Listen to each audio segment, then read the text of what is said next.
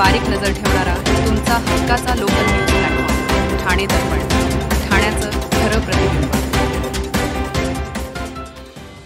ठाण्याच्या पुण्यश्लोक अहिल्यादेवी होळकर उपवनघाट येथे उपमुख्यमंत्री एकनाथ शिंदे यांच्या हस्ते काल 51 फूट उंच भव्य विठ्ठल मूर्तीचे अनावरण मोठ्या भक्तिमय वातावरणात पार पडले। यावेळी परिसरात विठ्ठल विठ्ठल जय हरी विठ्ठल असा जयघोष घुमलाय आणि हजारो भाविकांनी एकत्र येत या ऐतिहासिक सोहळ्याला साक्षीदार ठरलेत। यावेळी उपमुख्यमंत्री एकनाथ शिंदे यांनी त्यांचे गुरु व दिवंगत शिवसेना ठाणे जिल्हा प्रमुख आनंद दिघे यांची आठवण सांगितली। ठाण्यातील पुण्यश्लोक अहिल्यादेवी होळकर उपवनघाट येथे 51 फूट उंच भव्य विठ्ठल मूर्तीचा अनावरण कार्यक्रम काल सायंकाळी आयोजित करण्यात आला होता। या कार्यक्रमात त्यांनी उपस्थितांशी संवाद साधताना आनंद दिघे यांच्या आठवणींना उजाळा दिलाय।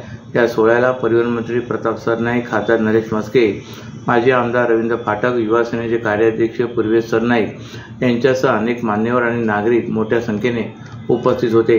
आजचा दिवस ठाणेकरांसाठी पवित्र आहे। कार्तिकी एकादशी निमित्त पंढरपुरात आपण भगवान पांडुरंगाची सेवा करतो, पण आज तुमच्या सर्वांच्या रूपाने पांडुरंग येथे उपस्थित आहे। पांडुरंगाची 51 फूट उंच अशा भव्य मूर्तीची स्थापना ठाण्यात झाली। हे कार्य प्रताप सरनाईक आणि त्यांच्या टीममुळे शक्य झाले। ठाणेकर भाग्यवान आहेत असे शिंदे म्हणाले। ठाणे बदलत आहे। हा घाट अहिल्यादेवीच्या नावाने उभारलाय। मीरा भाईंदर येथे 2 आणि कासार वडवली येथे 1 अशा 4 ठिकाणी अशा विठ्ठल मूर्ती उभारल्या जातील असेही ते म्हणाले। मी मुख्यमंत्री असताना अनेक लोकाभिमुख योजना राबवल्या। मुख्यमंत्री माझी लाडकी बहीण योजना बंद होणार नाही। गोमातेला राज्यमातेचा दर्जा देणारे महाराष्ट्र देशातील पहिले राज्य आहे। शंकराचार्यांनी मला काउन मॅन ही पदवी दिली, पण ते माझ्यासाठी अभिमानाची गोष्ट आहे। मी वारकरी आणि शेतकरी कुटुंबातून आलोय। लहानपणी आजी आजोबा आणि आई वडिलांसोबत पंढरपूरला जात होतो। आज उपमुख्यमंत्री म्हणून नाही तर विठ्ठल भक्त म्हणून येथे आलोय। वारकरी दिंड्यांना अनुदान, विमा आणि वाहन टोलमुक्ती हे महायुती सरकारनेच केले। पंढरपूरमध्ये स्वच्छता, पाणी, मोबाईल सुविधा, शौचालय उपलब्ध केले आहेत असे शिंदे म्हणाले। कळवा रुग्णालयाच्या प्रसूती विभागात उपलब्ध खाटांच्या तुलनेत प्रसूतीसाठी मोठ्या प्रमाणावर महिला येत असल्याची माहिती अलीकडे समोर आली होती। या पार्श्वभूमीवर ठाणे महापालिकेने तात्काळ कारवाई करत प्रसूती विभागातील खाटांची संख्या वाढवून 90 केले। यासोबतच मुंब्रा येथून येणाऱ्या रुग्णांचा वाढता ओघ लक्षात घेऊन स्वातंत्र्य सैनिक हाकीम अजमल खान रुग्णालयातील MM व्हॅली प्रसूतीगृहात अत्याधुनिक प्रसूती विभाग लवकरात लवकर सुरू करण्याचे निर्देश महापालिका आयुक्त सौरभ राव यांनी दिलेत। कळवा येथील छत्रपती शिवाजी महाराज रुग्णालयातील प्रसूतीशास्त्र विभागात दररोज सुमारे 200 बाह्य रुग्ण येतात। तसेच प्रसूती पश्चात कक्षात आता एकूण 70 खाटा उपलब्ध आहेत। उपरोक्त विभागात दररोज सरासरी 18 प्रसूती होतात। ऑक्टोबर 2025 मध्ये दररोज 22 प्रसूती झाल्यात। त्याचबरोबर बहुतांश वेळा उपरोक्त कक्षात एकूण 98 महिला दाखल होत्या। रुग्णालयात ठाणे महापालिका क्षेत्रात तसे आजूबाजूच्या क्षेत्रातून तसेच ठाणे ग्रामीण व पालघर ग्रामीण क्षेत्रातून महिला प्रसूतीसाठी येतात। त्यामुळे बहुतांश वेळा खाटा पूर्णपणे भरलेल्या असतात। या परिस्थितीवर तोडगा काढण्यासंदर्भात काल महापालिका आयुक्त सौरभ राव यांच्या दालनात बैठक झाली। या बैठकीस अतिरिक्त आयुक्त संदीप माळवी, उपायुक्त उमेश बिरारी, वैद्यकीय आरोग्य अधिकारी डॉ. प्रसाद पाटील, रुग्णालयाचे अधिष्ठाता डॉ. राकेश बारोट आणि रुग्णालय अधीक्षक डॉ. अनिरुद्ध माळगावकर उपस्थित होते। या बैठकीत छत्रपती शिवाजी महाराज रुग्णालय येथील प्रसूती विभागावर येत असलेल्या तणावाची सविस्तर चर्चा झाली। तसेच त्यांच्या कारणामीमास करताना दरमहा सुमारे 100 प्रसूतीपूर्व महिला या स्वातंत्र्य सैनिक हाकीम अजमल खान रुग्णालय येथे प्रसूतीगृहात पाठवल्या जात असल्याचे निदर्शनास आले। या प्रसूतीगृहात आपत्कालीन सिझेरियन सेक्शन शस्त्रक्रियेची सुविधा उपलब्ध करून दिल्यास तेथून प्रसूतीसाठी महिलांना छत्रपती शिवाजी महाराज रुग्णालयात पाठवणे कमी होईल व त्यातून प्रसूती विभागावर असलेला ताण कमी होऊन तेथे खाटा उपलब्ध होतील असे अधिष्ठाता डॉ. बारोट यांनी सांगितले। घोडबंदर रोडमधील एका गृहसंकुलाने 6 महिन्यात लाखो रुपये पाणी बिल अदा करताना त्यांना पाणी टंचाईमुळे टँकरपोटी तब्बल 1.5 कोटी रुपयांचा भुर्दंड सोसावा लागल्याची गंभीर बाब उघडकीस आली। अनेक गृहसंकुलांनी लाखो रुपये पाण्यासाठी खर्च केलेत। त्यामुळे ठाण्यातील पाणी प्रश्न पुन्हा एकदा ऐरणीवर आला आहे। पाणी टंचाईमुळे येथील टँकर लॉबी उन्मत्त झाली असून जोपर्यंत सक्षम पाणी व्यवस्था निर्माण होत नाही तोपर्यंत नवीन इमारतींना परवानगी देऊ नका अशी मागणी आमदार केळकर यांनी केली। ठाणे शहरात विशेषतः घोडबंदर पट्ट्यात मोठ्या प्रमाणात घोडसंकुले उभी राहिली। घोडबंदर भागात उंच इमारती उभ्या राहिल्या तरीही येथे पाणी समस्या गंभीर आहे। कोट्यवधी रुपयांची गृह खरेदी करून येथे रहिवाशांना पाण्यासाठी टँकरवर अवलंबून राहावे लागत आहे। त्यामुळे घोडबंदर पट्ट्यात टँकरचा सुळसुळाट वाढला आहे। भाजपच्या खोपड येथील कार्यालयात आमदार संजय केळकर यांच्या जनसेवकांचा जनसंवाद या कार्यक्रमात घोडबंदर परिसरातील गृहसंकुलाच्या रहिवासी प्रतिनिधींनी भेट घेत पाणी टंचाईबाबत तक्रार केली। या तक्रारीनुसार महावीर कल्पवृक्ष आर्किड सोसायटी व या गृहसंकुलाने 6 महिन्यात ठाणे महापालिकेचे लाखो रुपयाची पाणीपट्टी अदा केले। तसेच पाणी अपुरे मिळत असल्याने गृहसंकुलाने या काळात 1.5 कोटी रुपये देखील खासगी पाण्याच्या टँकरपोटी अदा केल्याची बाब उघडकीस आली। दुसऱ्या गृहसंकुलाने 17 लाख रुपयांची पाणीपट्टी अदा केले। शिवाय टँकरपोटी 13 लाख रुपये अदा केल्याची माहिती उघड झाली। नागरिक कर्ज घेऊन कोट्यवधी रुपयांची घरे घेतात। पुरेशा पाण्याअभावी त्यांना टँकरपोटी कोट्यवधी रुपयांचा भुर्दंड सोसावा लागतो। पाणी टंचाईच्या पार्श्वभूमीवर याआधीही जोपर्यंत सक्षम पाणी व्यवस्था निर्माण होत नाही तोपर्यंत नवीन गगनचुंबी इमारतींना परवानगी देण्यात येऊन अशी मागणी केली होती। मात्र महापालिका पुरेसे पाणी देण्यात अपयशी ठरत असताना आजही उंच इमारतींना परवानग्या दिल्या जात आहेत। त्यामुळे टँकर लॉबीला पोहोचण्याचे काम होत असल्याचा आरोप केळकर यांनी केला आहे। सर्व नागरिकांना आवाहन करण्यात येत आहे की सध्या डासांमार्फत पसरणाऱ्या डेंग्यू या आजाराचा प्रसार रोखण्यासाठी प्रत्येकाने पुढील प्रमाणे कार्यवाही करावी। डेंग्यू आजार एडिस इजिप्ती हा डास चावल्याने होतो।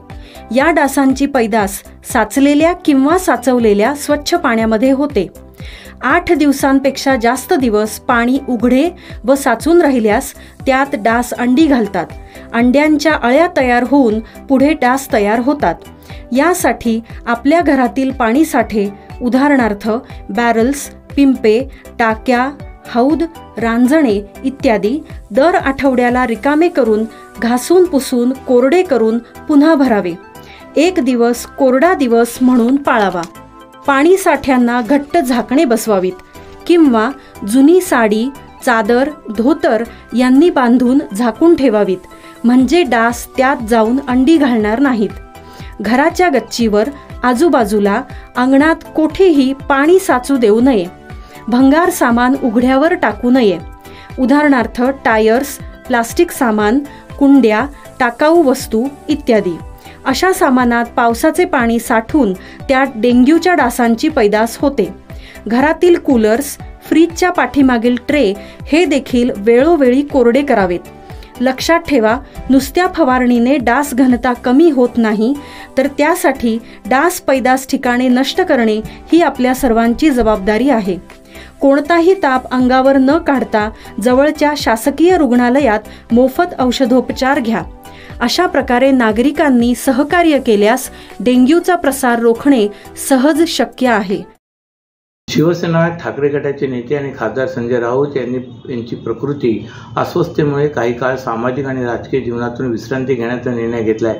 राऊत यांच्या आरोग्याबद्दल चिंतेची भावना व्यक्त होत असताना त्यांचे कट्टर विरोधक शिंदेच्या शिवसेनेचे खासदार नरेश म्हस्के यांनी एक महत्त्वाचे विधान करत राऊत लवकर बरे व्हावेची प्रामाणिक इच्छा असल्याचे म्हटलं आहे। शिवसेना ठाकरे गट पक्षाचे नेते संजय राऊत यांनी 2019च्या विधानसभा निवडणुकीनंतर शिवसेना भाजपात निर्माण झालेल्या तणावाच्या काळात सातत्याने माध्यमांशी संवाद साधत पक्षाची भूमिका मांडली। त्यांच्या सकाळच्या वेळेत होणाऱ्या पत्रकार परिषदेला भाजपकडून सकाळचा भोंग अशी उपाधी देण्यात आली होती। दरम्यान संजय राऊत यांनी एक्सवर एक पत्र शेअर केले होते।